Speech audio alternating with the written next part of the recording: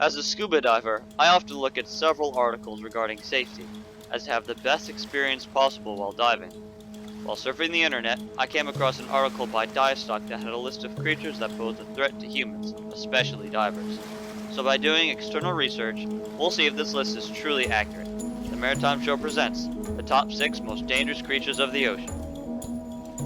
The creatures mentioned are in the order that the website put them in. Only towards the end of each description will we see where I think that they should be placed. This is not fact, rather what I think the order should be by doing external research. The first creature we have on this list is the great barracuda. This species of barracuda can grow up to lengths of 2 meters and swim up to speeds of 43 kilometers per hour. While barracudas do not actively seek out humans as prey, they do mistake them for large predators. This means that schools of barracudas will follow divers hoping to scavenge what they leave behind.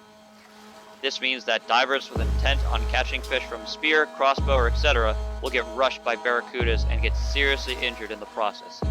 Furthermore, the glint given off from equipment could fool barracudas into thinking that humans have fish on them, giving them yet another reason to charge at humans.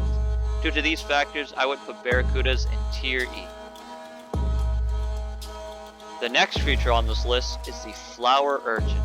The sea urchin is considered to be the most deadly of all sea urchins, as they are able to paralyze or kill other organisms with their toxic spines. Luckily, they do not actively seek out humans, but they are small and hard to detect. One false step can lead to the downfall of a diver. For these reasons, I would put this creature in Tier C. The next creature on this list also has wicked camouflage. The stonefish is unlike many creatures as it strongly resembles a rock resting on the bottom of the ocean. One wrong step and a person can experience paralysis or heart failure. The only reason I would put this creature lower than the flower urchin is because there is in fact an antidote. As long as the victim of the stonefish's venom is swimming or diving with a partner, they can be pulled ashore and given the antidote. This means that the diver has a good chance of recovering, placing this creature in Tier D. Next on the list is the blue ring octopus, one of the most venomous octopi in the world. This creature is small, weighing only 30 grams and is extremely quick. While it does not actively seek out humans, it can camouflage pretty well and is much faster than a stonefish or flower urchin. There is no treatment for the venom, and the only hope for a victim is that the venom will dissipate before the body goes into shock. For these reasons, the blue ring octopus will go in Tier A. Next, we have the saltwater crocodile. Native to Australia, this species of croc can grow to 5 meters and has a jaw strength of 10 great white sharks. The saltwater crocodile has been known to attack humans on sight and can reach astonishing speeds both on land and water, surprising their prey. Even if you're with a buddy, this creature still poses a threat to both of you, putting this creature in Tier S.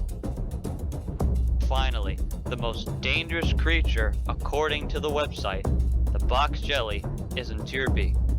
Most jellies do not have eyes or can move by themselves, as they are at the mercy of the currents. The box jelly, on the other hand, does have eyes and is one of the few jellies that can move freely. Furthermore, the toxins of this creature can paralyze and kill its victims.